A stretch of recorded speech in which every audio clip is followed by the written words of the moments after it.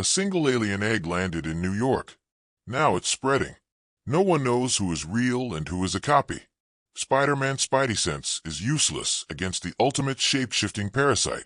When Thor answers the call for help, he becomes the Brood's perfect host. A single, powerless hero has one shot to stop the Brood Queen's final twist before the universe is consumed. The silent subterfuge and the broken sense. New York City breathed with its usual chaotic rhythm, but beneath the surface, something was violently wrong.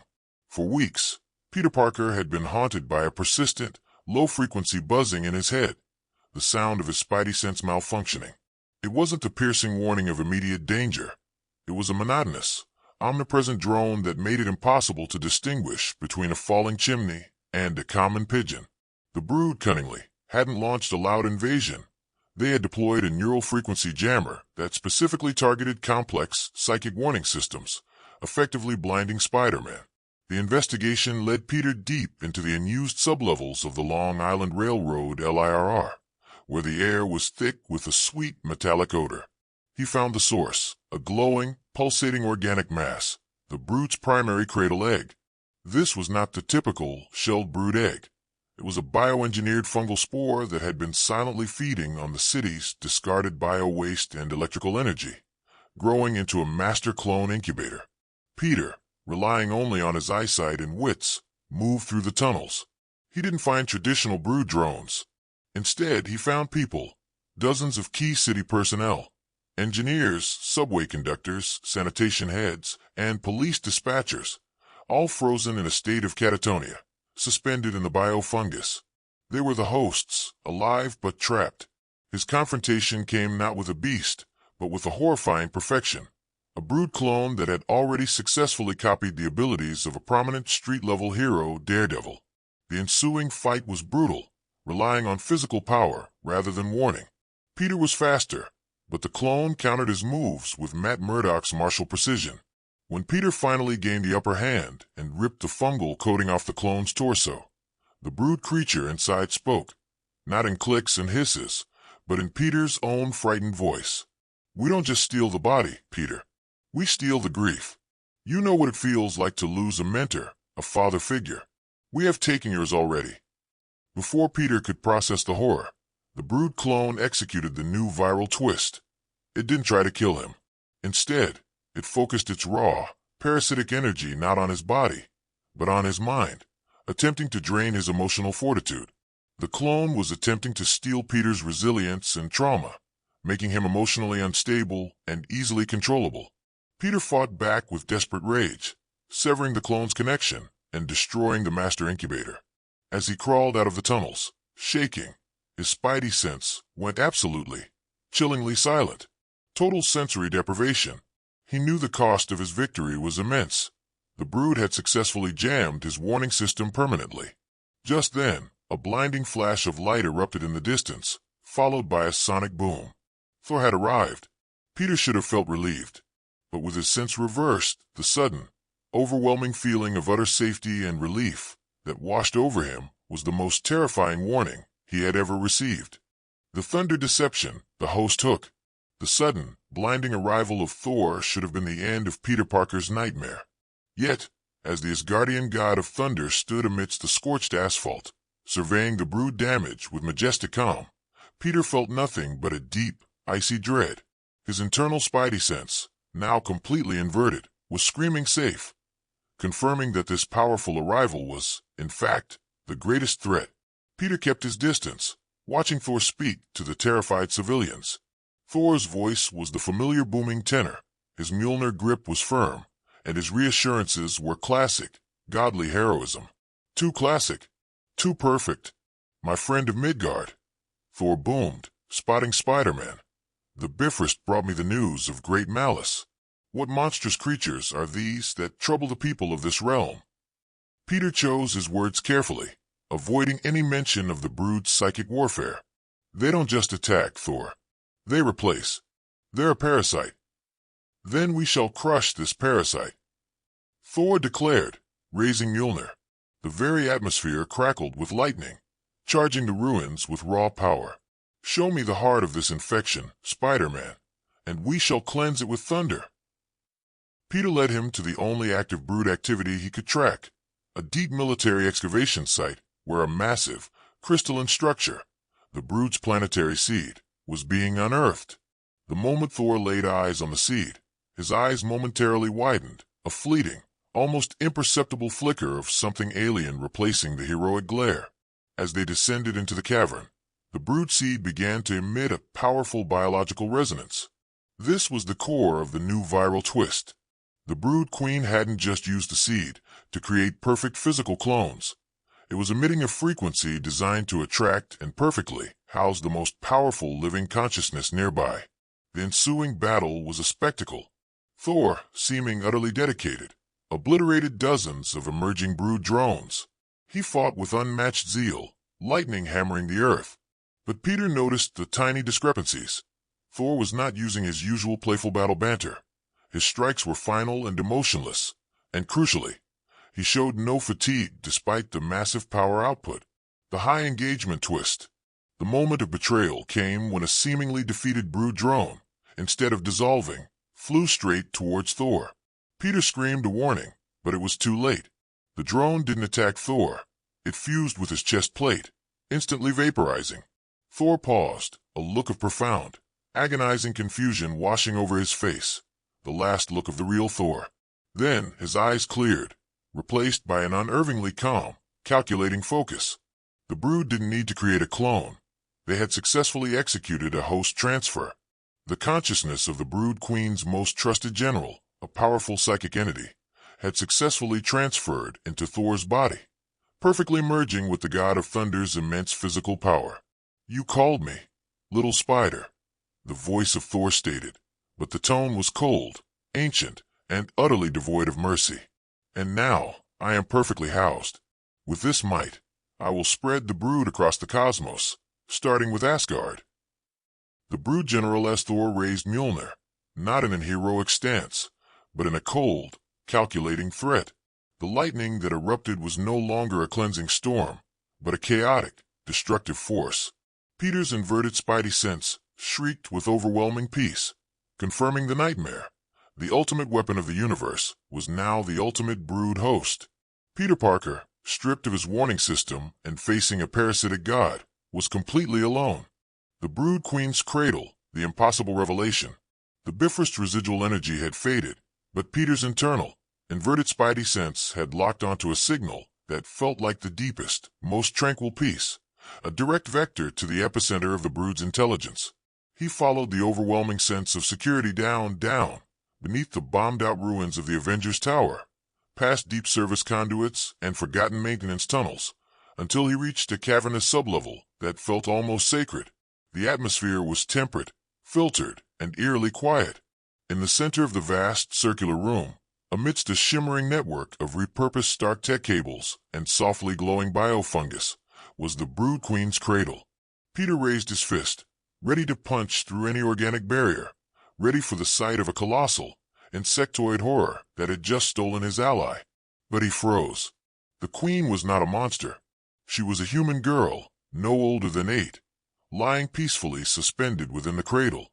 She was pale, dressed in a faded hospital gown, and a delicate crown of crystalline brood fungus sprouted from the base of her skull, connecting her nervous system directly to the radiating cables.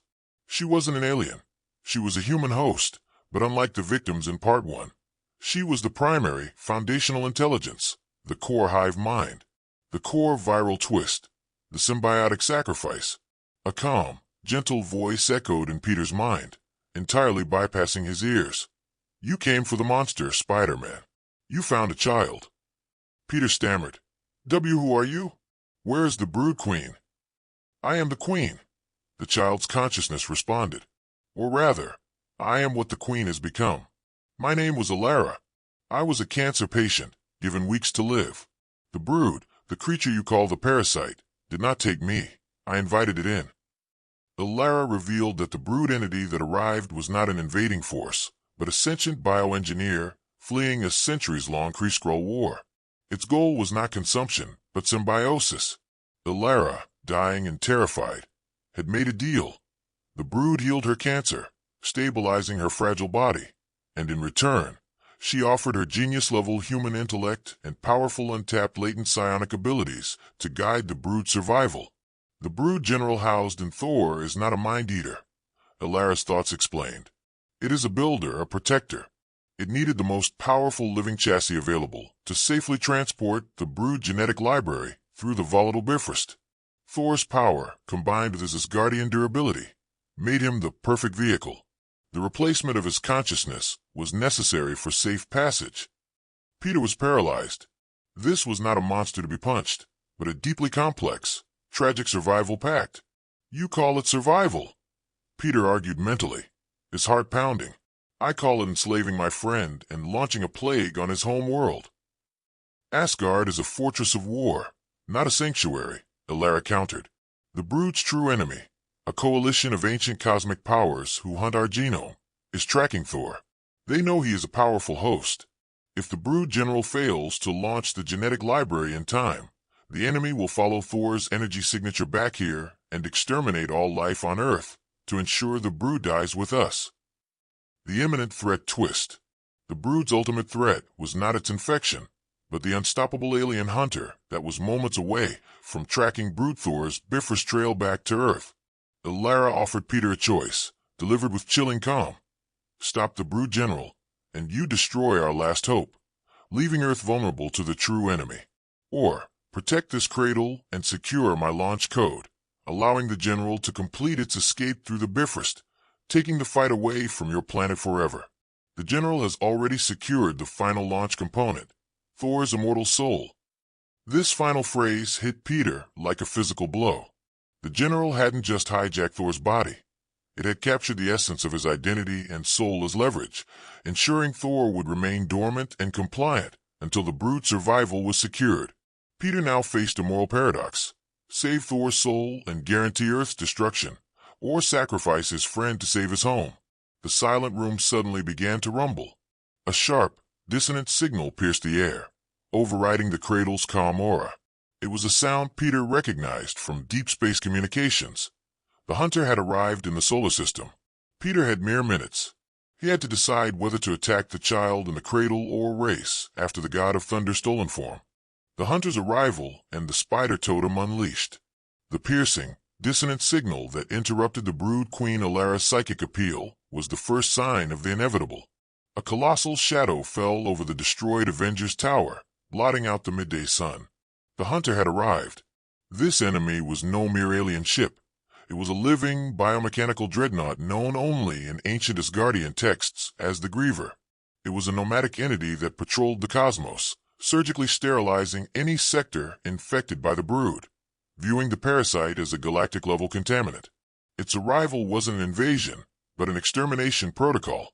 Alara's voice, now strained and panicked, lashed out in Peter's mind. It sees the brood signal on this planet. It will use a planetary cleansing wave. It takes 20 minutes to charge, but it will atomize all organic matter on Earth. Go. You must secure the Bifrost before the Griever locks on. Peter's choice was agonizing. Save the Child Queen, or secure the Bifrost and risk the brood spreading but potentially saving Earth from the Griever. He chose the latter, a desperate gamble based on the slim hope that the Griever's focus would shift to brood Thor. He burst from the sublevel and sprinted toward the highest point of the tower ruins, driven by the eerie peace of his inverted spidey sense. The Griever's main hull began to crackle with an orange, pulsing light. The cleansing charge had begun. The Brood Thor showdown. Peter tracked Brood Thor to the Arctic Circle, the coldest, most isolated place the general could secure for the launch. He arrived via a cobbled-together Stark-Tech sled, propelled by web fluid. Brood Thor was standing atop the shimmering pedestal of the Bifrost structure. In his hand, Mjolnir pulsed, not with lightning, but with a horrifying, organic black slime. "You are too late, little Midgardian," Brood Thor declared, his voice cold and amplified. "The brood's genetic library is uploaded, and the escape coordinates are locked.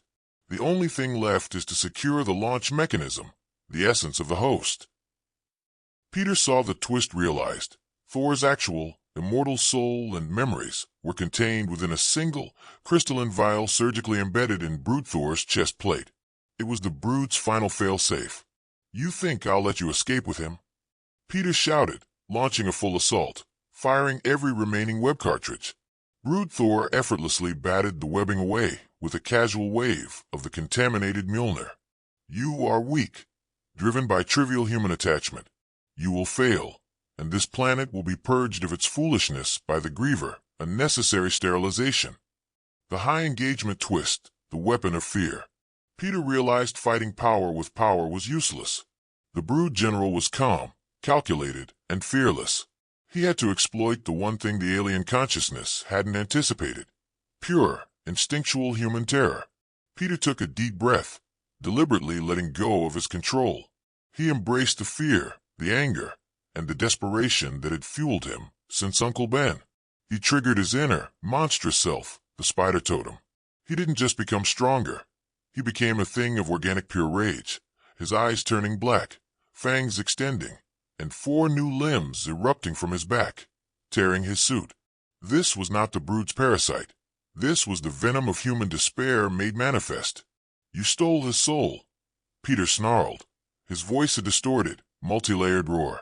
I'll show you what a real parasite looks like. The fight instantly changed. Spider-Man, now a brutal, 8-limbed nightmare, didn't fight with finesse. He fought with prey drive.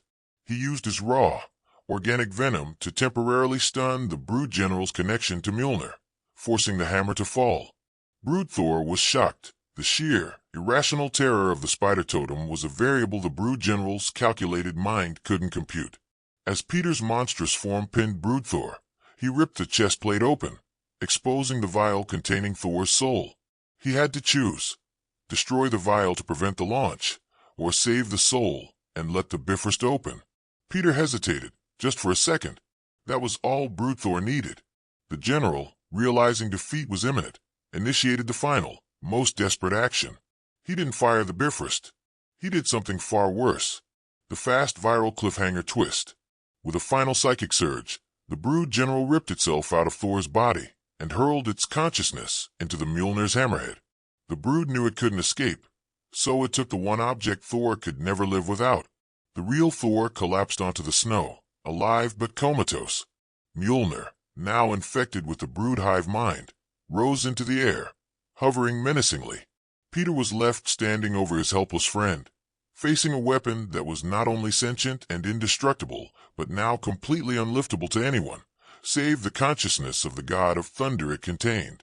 The Griever's cleansing wave charge on the horizon hit 10 minutes. The Brood had ensured that Mjolnir, the only weapon that could destroy the Griever, was forever beyond reach. The immortal soul and the final gamble. The situation was terminal. The Griever's cleansing wave was charged to 5 minutes, a massive energy signature filling the Arctic sky. Below, the real Thor lay comatose, his soul captured inside a hostile, Brood-infected Mjolnir that hovered menacingly over him. Peter, reverting from the terrifying Spider Totem state, was left with a crippled body and a mind racing against cosmic time.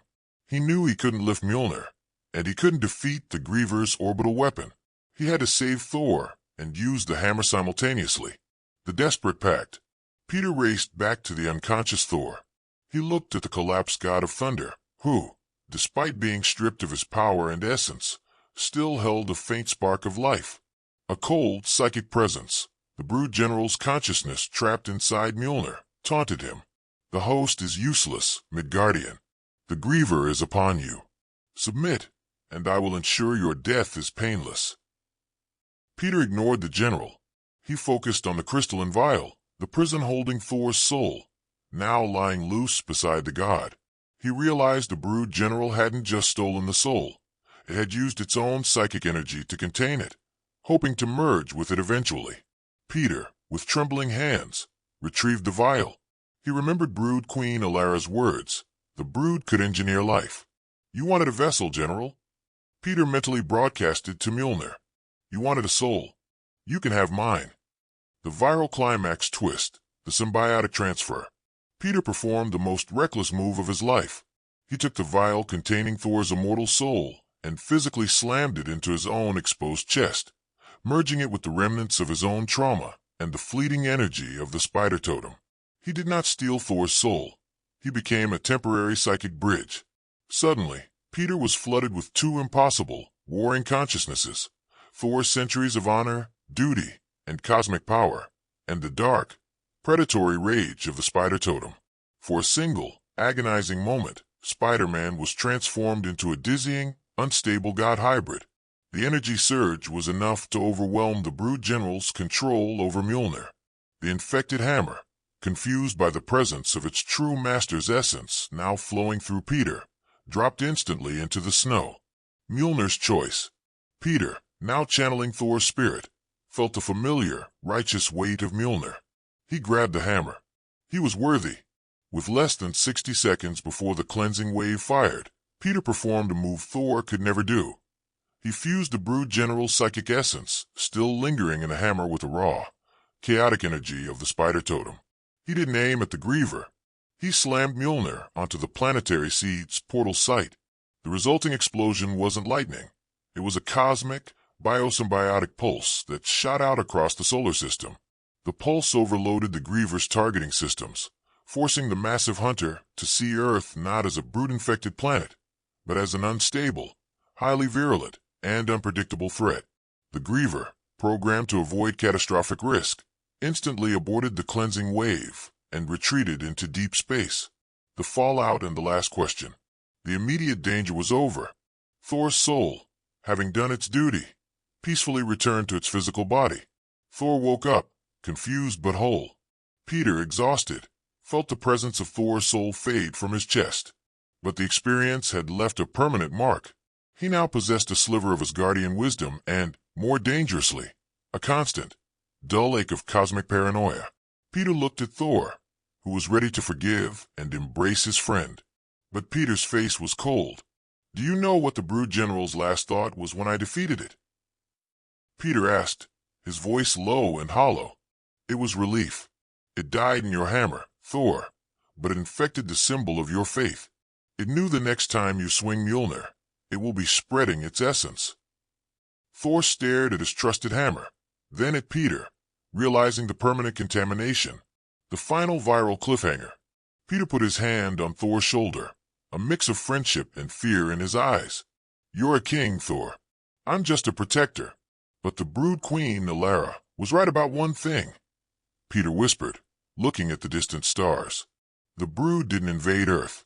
You just brought the final, biggest war to our doorstep." Peter turned and zipped away, leaving Thor alone, clutching a hammer that was now a ticking, infected weapon, and facing a cosmic war that had just begun. The universe was saved, but the hero was forever poisoned by the truth.